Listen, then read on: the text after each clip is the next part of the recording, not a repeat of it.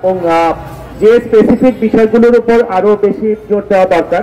অনেকেই বক্তব্য রেখেছেন, সুন্দরভাবে অনেকগুলো কথা বলেছেন। আমি সুনির্দিষ্টভাবে আপনাদের বলতে চাই যে এই কারিকুলামের সাথে যারা জড়িত, ব্যক্তিগত পর্যায়ে যদি আমি বলি, প্রফেসর মশিউজ্জামান তিনি একজন বাংলা গ্রাজুয়েট। তিনি কিন্তু চিবিয়ে চিবিয়ে মাইক্রোফোনের সামনে খুব সুন্দর করে বলেন বাচ্চারা কিভাবে বিজ্ঞান শিক্ষা লাভ করবে, কিভাবে বিজ্ঞান ভালোভাবে আত্মস্থ করবে, কি করবে না করবে। তিনি কখনো 1-to-1 কোনো বিতর্কে যান না। আমরা যারা কারিকুলাম নিয়ে কথা বলছি আমাদের সাথে কোনো ওপেন বিতর্কে তিনি যান না, এবং আমাদের সাংবাদিক ভাইয়েরা যদি প্রশ্ন করেন তিনি সেই সব প্রশ্নের উত্তর দেন না। তিনি আরো মজার কথা বলেন যে এগুলা নাকি মানে আগের কেন সৃজনশীল ব্যর্থ হলো, তিনি বলেন যে এটা নাকি পরীক্ষার ওয়ার্কবেক ইফেক্ট। এর আগের পদ্ধতি কেন ব্যর্থ হলো সেটাও নাকি পরীক্ষার ওয়ার্কবেক ইফেক্ট। তো ভাই তার মানে উনি পরীক্ষাটাই বাদ দিয়ে দিলেন, তার মানে মাথা ব্যথার জন্য তিনি মাথা কাটার কর্মসূচি নিয়েছেন। তাহলে সারা পৃথিবীতে কোথায় পরীক্ষা নাই?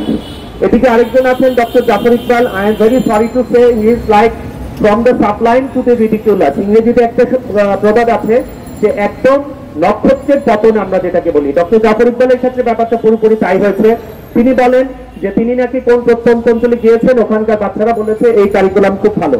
আরে ভাই, বাংলাদেশের প্রত্যন্ত অঞ্চলে যদি আমি কোথাও যাই, আমি যদি একটা ছোট বাচ্চাকে 10 টাকার নোট দিয়ে বলি যে তুমি বলবা যে আমি ডাক্তার আরিফ তোমার বাবা, সেটা এটা বলতে বাধ্য।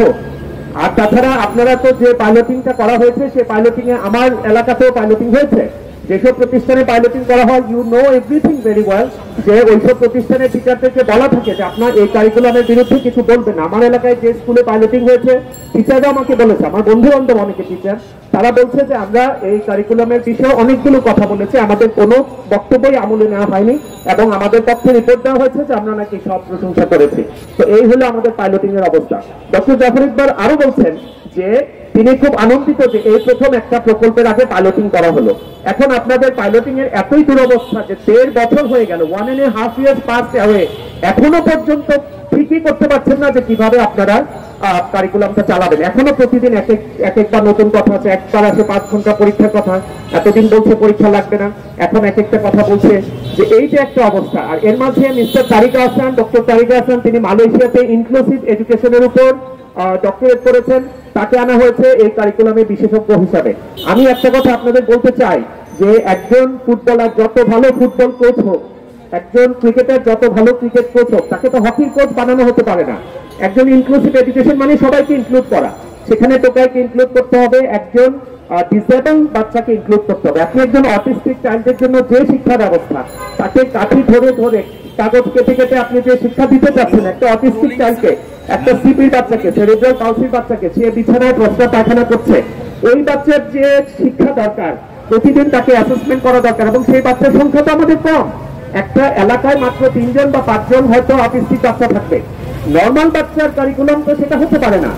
আমি তো একজন, আপনি যদি স্ট্রোক করেন তাহলে আপনাকে কি করতে হবে? অ্যাজ এ ডক্টর আমাকে নাকে নল দিতে হবে, হাতে শিরায় আপনাকে ক্যানুলা করতে হবে, এমনকি প্রস্রাবের রাস্তায় আমার আপনাকে ক্যাথেটার করাতে হবে। তাহলে আমি কি একজন সাধারণ ভালো মানুষকে আপনাকে কি ক্যাথেটার করাতে পারবো? আপনি কি এটা কখনো অ্যালাউ করবেন? কখনো অ্যালাউ করবেন? ক্যাথেটার বাদ দেন, আমি নাকে একটা নল দিতে গেলেই তো আপনি আমাকে অ্যালাউ করবেন না। তো এই যে ইনক্লুসিভ এডুকেশনের স্পেশালিস্টকে এনে তাকে বলা হলো নর্মাল হেলদি বাচ্চাদের কারিকুলামের স্পেশালিস্ট হিসাবে।